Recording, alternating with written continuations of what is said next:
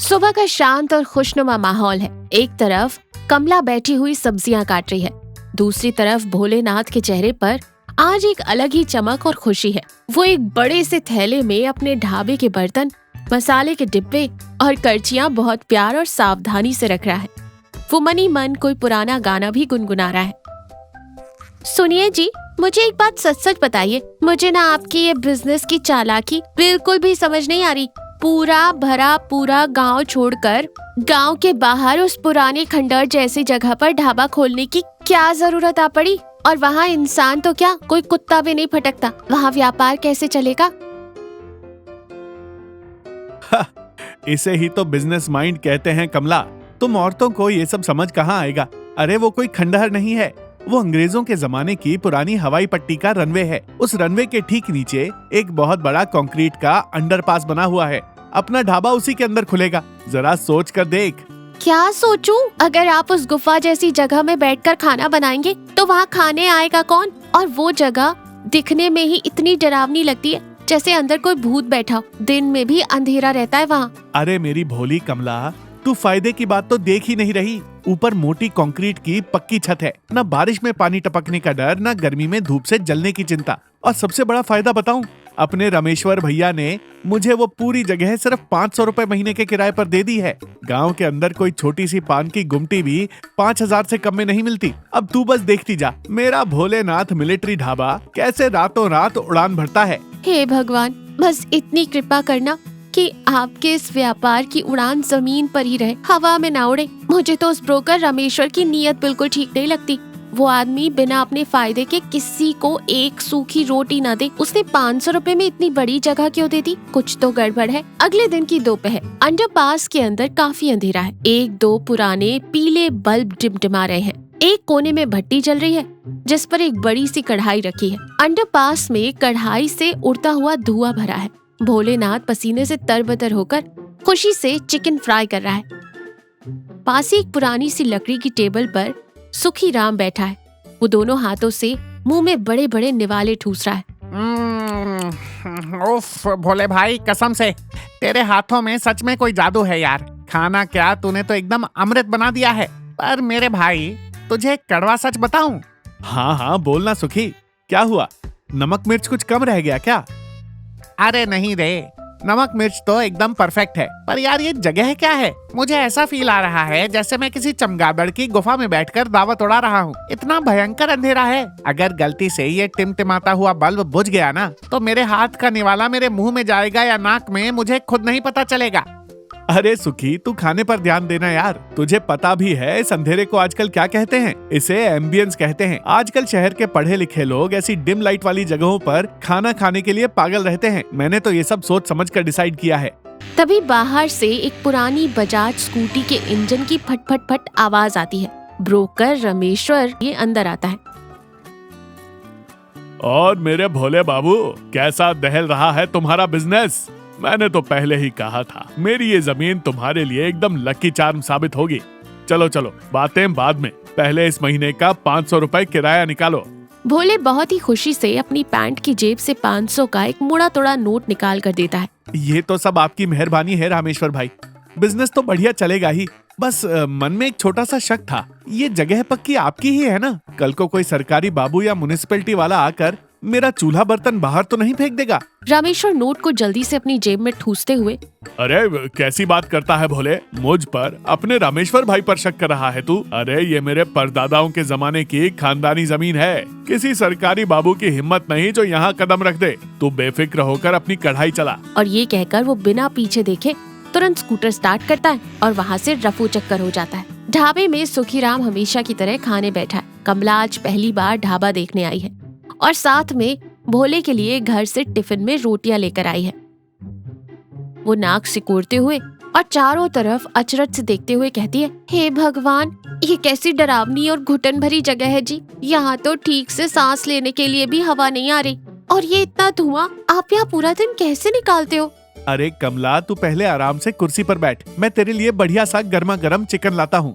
भोले अपनी बात पूरी भी नहीं कर पाता कि अचानक ऊपर की छत भयानक तरीके से कांपने लगती है। घुर्र घुर्र धड़ाम करके एक कान फोड़ देने वाली तेज आवाज आती है। जैसे कोई भारी भूकंप आ गया हो। छत से कंक्रीट के छोटे छोटे टुकड़े गिर रहे थे और आवाज इतनी तेज थी कि कुछ बर्तन स्टैंड से नीचे गिर गए। कमला डर के मारे अपनी आंखें बंद करके जमीन पर उकड़ू बैठ गई। अम्मा बचाओ, ये क्या हो रहा है? धरती फट रही है क्या? छत गिर जाएगी जी। सुखीराम डर से कांपते हुए अपनी प्लेट छोड़कर तुरंत टेबल के नीचे छिपता है। अरे बाप रे बाप, भोले मुझे लगता है उस रमेश्वर के परदादा की आत्मा ऊपर से छलांग लगा रही है। छत गिरने वाली है, भागो यहाँ से। भोला भट्टी के पास खड़ा डर से पूरी तरह सुन्न हो चुका है। अरे अरे मेरी कढ़ाई, मेरा सारा सामान मिट्टी में मिल गया। वो भयानक आवाज थोड़ी देर में बंद हो जाती है। धड़कते दिलों के साथ तीनों सहमे हुए बाहर झांकते हैं। सुखीराम हिम्मत करके दौड़कर अंडरपास से बाहर सड़क पर आ जाता है और ऊपर आसमान की तरफ देखता है। ओए भोले, बाहर आ जल्दी, ये कोई भूकंप नहीं है। हमारे सिर के ऊपर से अभी अभी एक छोटा हवाई जहाज उतरा है। भोले और कमला सदमे में अपनी आंखें फाड़कर एक साथ कहते हैं, क्या हवाई जहाज हमारे सिर के ऊपर से? तभी इत्तेफाक से रामेश्वर अपना स्कूटर लेकर उसी रास्ते से गुजर रहा होता है। भोले उसे देख लेता है और गुस्से से दौड़कर उसके स्कूटर के ठीक सामने जाकर खड़ा हो जाता है। रामेश्वर भाई, ये क्या मजाक चल रहा है? हमारे सिर के ऊपर ये जहाज कैसे आ गया? आपने तो छाती ठोक कर कहा था कि ये जगह आपके परदादा की है। क्या आपके परदादा हवाई जहाज उड़ाया करते थे? अरे वो मुझे क्या पता भोले। वो बात असल में ये है कि सरकार ने पास वाले एग्रीकल्चर कॉलेज को ये पुरानी हवाई पट्टी इस्तेमाल करने की परमिशन दे दी है। उन्हें खेतों में दवा छिड़कने के लिए छोटे प्लेन उड़ाने थे। मुझे लगा अभी परमिशन आई है, प्लेन आने में तो हफ्तों लग जाएंगे। हफ्तों लग जाएंगे? मतलब आपको ये बात पहले से पता थी? आपने चंद रुपयों के लिए मेरे पति की जान दांव पर लगा दी। अगर वो पुरानी छत उस जहाज के वजन से टूटकर नीचे गिर जाती तो मेरे सुहाग का क्या होता? क्या जवाब देते आप? उसी दिन शाम को भोलेनाथ बहुत उदास मन से अपना सारा सामान, बर्तन और भट्टी एक पुराने ठेले पर लाद चुका है। उसका चेहरा उतरा हुआ है और आंखों में नमी भी है। उसका सपना जो टूट चुका है। रामेश्वर वहीं कुछ दूरी पर चुपचाप सिर झुकाए खड़ा है। माहौल में एक भारीपन है। रमेश्वर भाई, मैंने आपको अपना बड़ा भाई माना था। मेरे पास शहर में दुकान लेने के लिए पैसे नहीं थे, इसलिए मैंने इस अंधेरी और घुटन भरी जगह को ही अपना स्वर्ग मान लिया था। पर आपने मेरे भरोसे के साथ क्या किया? मेरी जिंदगी की सारी जमा पूंजी, मेरी मेहनत, सब कुछ उस हवाई जहाज के टायरों के नीचे कुचल दिया। बिल्कुल सच कह रहा है वो रामेश्वर भाई। आज मेरे दोस्त भोले की जान जा सकती थी। बिजनेस में चालाकी करना, मुनाफा देखना कोई गलत बात नहीं है, पर किसी इंसान की जान की कीमत लगाकर बिजनेस करना ये व्यापार नहीं, महापाप होता है भाई। रामेश्वर धीरे से अपनी नजरें उठाता है और भोलेनाथ और कमला के मायूस उजड़े हुए चेहरों को देखता है। उसके अंदर का इंसान जाग जाता है। वो हमेशा से चालाक जरूर था, पर किसी की जान लेने वाला बुरा इंसान नहीं था। उससे अपनी भयंकर गलती का एहसास होता है। मुझे माफ कर दे मेरे भाई, मैं सच में अंधा हो गया था। मुझे लगा कि दिन में एक आध छोटा प्लेन उड़ेगा, उससे इस मजबूत छत को क्या फर्क पड़ेगा। मुझे सिर्फ वो 500 रुपए का किराया दिख रहा था, पर तेरी जी तोड़ मेहनत और तेरी जान मुझे दिखाई ही नहीं दी। फिर जल्दी से अपनी जेब में हाथ डालकर पैसे निकालता है। ये ले भोले, तेरा एडवांस और इस महीने का किराया भी। मुझे माफ कर दे। इन पैसों का अब मैं क्या करूंगा भाई? मेरा तो ढाबा खोलने का सपना ही टूट गया। अब मेरे पास फिर से नई शुरुआत करने की ना तो हिम्मत बची है और ना ही पैसे। मुझे मेरे हाल पर छोड़ दो। रामेश्वर आगे बढ़कर प्यार से भोले के कंधे पर हाथ रखते हुए कहता है, सपना इतनी आसानी से नहीं टूटेगा भोले। गांव के चौराहे के पास मेरी एक छोटी सी पक्की दुकान है, तूने देखी होगी। वहाँ दिन भर ताजी हवा आती है और बढ़िया धूप रहती है। तू कल सुबह अपना सारा सामान वहाँ लगा। और मेरी एक बात कान खोलकर सुन ले, जब तक तेरा ढाबा अच्छे से नहीं चलने लगता, मुनाफा नहीं कमाने लगता, मैं तुझसे किराए के नाम पर 1 रुपया भी नहीं लूंगा। ये तेरे इस भाई का वादा है। आप क्या सच कह रहे हैं आप भाई? हाँ मेरी बहन, बिल्कुल सच कह रहा हूँ। आज मुझे एक बात बहुत अच्छी तरह समझ आ गई है कि गलत तरीके और झूठ बोलकर कमाए गए पैसों से इंसान अपना पेट तो भर सकता है, पर रात को उसे कभी सुकून की नींद नहीं आ सकती। तुम दोनों प्लीज मुझे माफ कर दो। कुछ दिनों बाद नई दुकान बहुत ही सुंदर, रोशन और साफ सुथरी लग रही है। दुकान के ऊपर एक नया और चमचमाता हुआ बोर्ड लगा है, भोलेनाथ का असली ढाबा। भोले और कमला दोनों के चेहरों पर एक बड़ी सी मुस्कान है और वो खुशी खुशी भट्टी पर काम कर रहे हैं। सुखीराम टेबल पर मजे से बैठकर अपनी प्लेट में चिकन का स्वाद ले रहा है। आहा, भोले भाई, अब आ रहा है ना असली मजा। हवा भी एकदम ताजी है और तेरा खाना भी एकदम ताजा है। तभी रामेश्वर आता है और इस बार उसके चेहरे पर कोई चालाकी या बनावट नहीं, बल्कि एक सुकून भरी सच्ची मुस्कान है। तुम्हारे ढाबे के मसालों की खुशबू तो चौराहे के बाहर तक आ रही है भोले।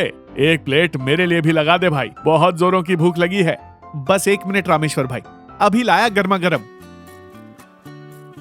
कमला सुखीराम को रोटियां परोसते हुए कहती है, देखा सुखी भाई, हमारे बड़े बुजुर्ग बिल्कुल सही कह गए। शॉर्टकट से मिली सफलता और अंधेरे में की गई शुरुआत कभी लंबी नहीं टिकती। मेहनत और ईमानदारी से चलाई गई छोटी सी गुमटी खतरे और बेईमानी वाले हवाई महलों से लाख गुना बेहतर होती है। एकदम सही बात बोली भाभी जी। और सबसे बड़ी बात तो ये है कि कम से कम यहाँ शांति से बैठकर खाना तो खा सकते हैं। हमारे सिर पर अचानक से कोई हवाई जहाज आकर तो नहीं गिरेगा। भोलेनाथ बहुत ही सामान्य और प्यार के साथ रामेश्वर को खाना परोसता है। तो देखा, व्यापार हो या जीवन, जल्दी सफलता पाने के लिए अपनाए गए शॉर्टकट कभी भी सुरक्षित नहीं होते।